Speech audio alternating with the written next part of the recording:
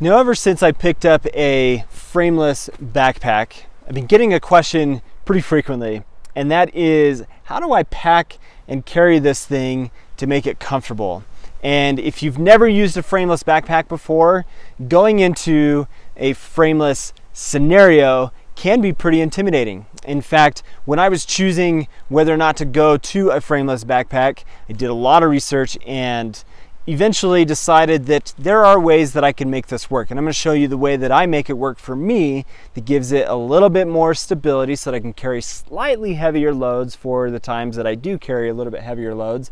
But I'm going to show you how I pack my frameless Waymark Gear backpack to be comfortable. Now, the way that I want to do this is actually show you guys taking the backpack apart, as I've already got it filled with items, so that you can kind of see it going in that way, as opposed to showing you all of my gear spread out amongst the ground and filling the pack.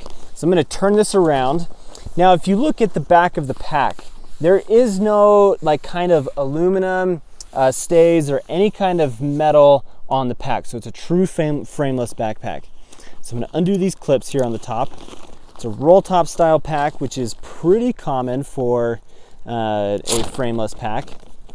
And then starting right at the top, I have my food bag. So my food always goes right on the top of the pack.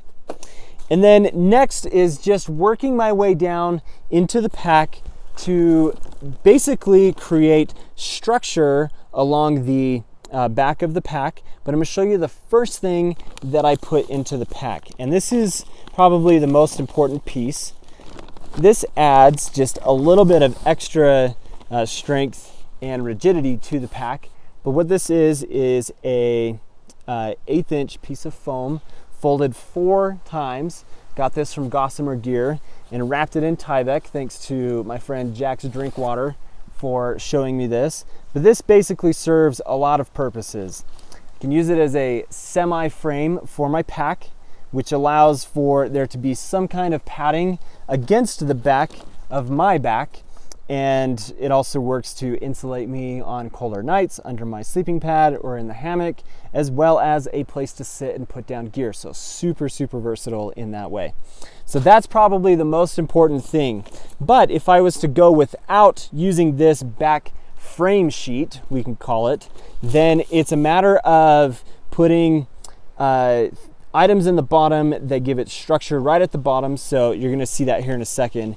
And then I build up so that I've got the heaviest things in the very middle against my back. So things like first aid kit, got a second hammock in here. Well, not a second hammock, but a hammock. Straps for the hammock. And I've got my stove. Then I'm carrying my fry bake. This has a bunch of gear in it as well. That's totally gonna fall over. But I've just got like a few different gear items in there. Then, towards the front of the pack, I've got a pillow, pair of pants. For a little bit of extra cushion, I put the thermal bottoms that I have. My sleeping pad is going right against the back panel of the pack. Stuffing the sides with various pairs of socks. Then the next piece, which is probably the heaviest piece of gear in my kit, is my tent. So right against the back panel again, so that it puts the heaviest things right against the small of my back. So this is my Black Diamond highlight tent. Then on the front of that, I've got my Arc'teryx down coat. And then from there is my quilt. So I push my quilt all the way into the bottom of the pack.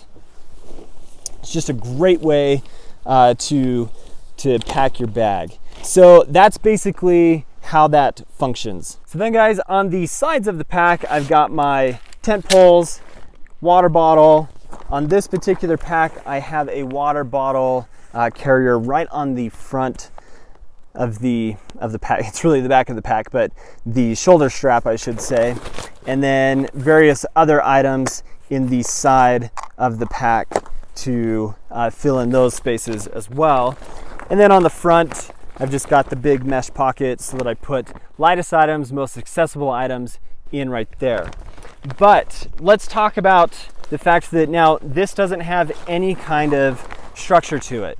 So you saw it full of gear, and I just want to re-emphasize that when I pack this, whether I use that eighth inch piece of foam or not, I'm going to put my biggest, heaviest items against the back panel so that I don't have anything little that's pushing right against my back and creating any kind of discomfort. So I even will use like my thermal bottoms, extra pairs of socks to like fill voids, things that are really light that can help make it so that I don't have things pressing right against my back. So you just have to be pretty strategic and really think about, how am I going to pack this, because it needs to be comfortable. And that's probably the most important thing, is know your backpacking gear, know what you are going to take, and really be methodical in how you put everything into the pack. So again, I always put my sleeping bag right in the bottom and just allow that to fill that bottom space.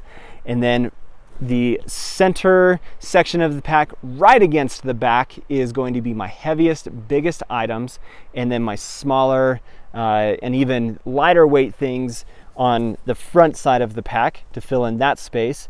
And then as I get towards the top, I'm going to have smaller items, lighter weight items, and then my food bag right on top of the pack. So hopefully that answers the question, and that is essentially how I pack my frameless backpack. So if you have other questions or comments, guys, please leave them down in the comment section.